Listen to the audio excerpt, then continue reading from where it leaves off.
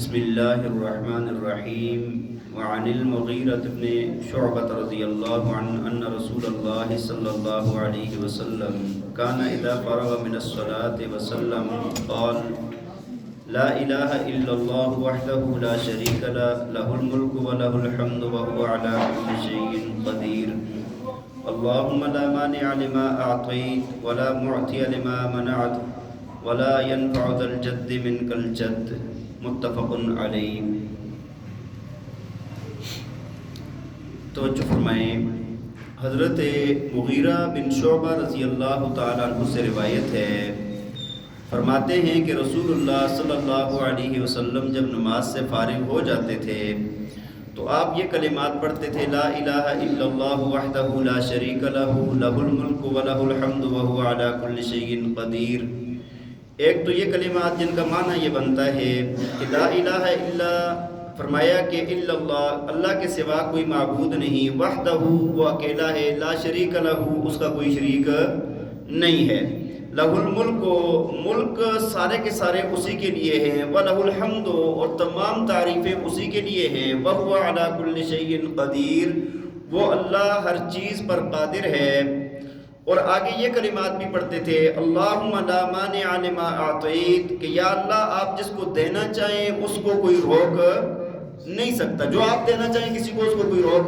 نہیں سکتا، ولا معطی لما منعت، فرمایا کہ آپ جس سے روکنا چاہیں اس کو کوئی دے نہیں سکتا، ولا ينفع ذا الجد منک الجد،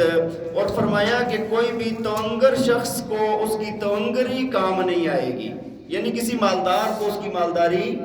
کام نہیں آئے گی۔ بھائی روایت واضح ہے کہ نماز کے بعد نبی پاک صلی اللہ علیہ وسلم پڑھتے تھے یہ جس طرح آپ چوتھا کلمہ جس کو آپ کہتے ہیں چوتھا کلمہ، اور آگے جو الفاظ میں نے آپ کو عرض کیا اللہم لا مانع لما اعطیت والے، یہ نبی علیہ السلام نماز کے بعد پڑھتے تھے۔ اب بھائی نماز کے بعد بہت سارے اذکار آتے ہیں احادیث کے اندر، تو یہ کس وقت پڑھتے تھے نبی علیہ السلام؟ بھائی ان کے پڑھنے کا وقت جن نمازوں کے بعد سنتیں ہیں تو سنتوں کے پڑھنے کے بعد کا وقت ہے، تسبیحات فاطمی ہے یا جتنے بھی نبی پاک صلی اللہ علیہ وسلم سے اوراد مذکور ہیں احادیث کے اندر، وہ سنتوں کے پڑھنے کے بعد ہیں۔ بات سمجھ آ رہی ہے کہ نہیں؟ فتاوی شامی کے اندر یہ بات موجود ہے کہ فرض نماز کے بعد تاخیر نہیں کرنی چاہیے سوائے اس کے کہ اللہم انت السلام و منک السلام، یہ جو مختصر دعا ہے اتنی تاخیر آپ کر سکتے ہیں، اس سے زیادہ تاخیر نہ کریں۔ دوسرے فتاوی تاتارخانیہ کے اندر اور مختلف جو فتاوی جات ہیں ان کے اندر بھی باقاعدہ فتاوی قدیریہ کے اندر یہ باتیں باقاعدہ موجود ہیں کہ بھئی وہاں پر یہ بتایا گیا ہے کہ آپ اس کے بعد دیر نہ کریں۔ تو جتنے بھی اذکار ہم نے کرنے ہیں نماز کے بعد جو روایت کے اندر آتے ہیں، علماء نے لکھا ہے کہ وہ سنتوں کے پڑھنے کے بعد کیے جائیں گے۔ بہت سارے لوگ اسی وقت بیٹھ جاتے ہیں پھر وہ ذکر شروع کر دیتے ہیں، سنتوں میں تاخیر کرنا مکروہ ہے، سنتوں میں اس طرح تاخیر کرنا کیا ہے؟ مکروہ ہے۔ تو دوسرا یہ ہے کہ ہم نے یہ کلمات پڑھنی بھی ہے، چوتھا کلمہ ہے، آسان الفاظ میں چوتھا کلمہ ہے، اور دوسرا اللہم لا مانع لما اعطیت ولا معطی لما منعت ولا ينفع ذا الجد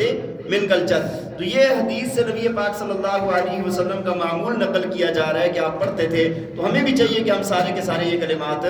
پڑھیں۔ اللہ تعالی ہمیں عمل کرنے کی توفیق عطا فرمائے۔ وآخر دعوانا ان الحمدللہ۔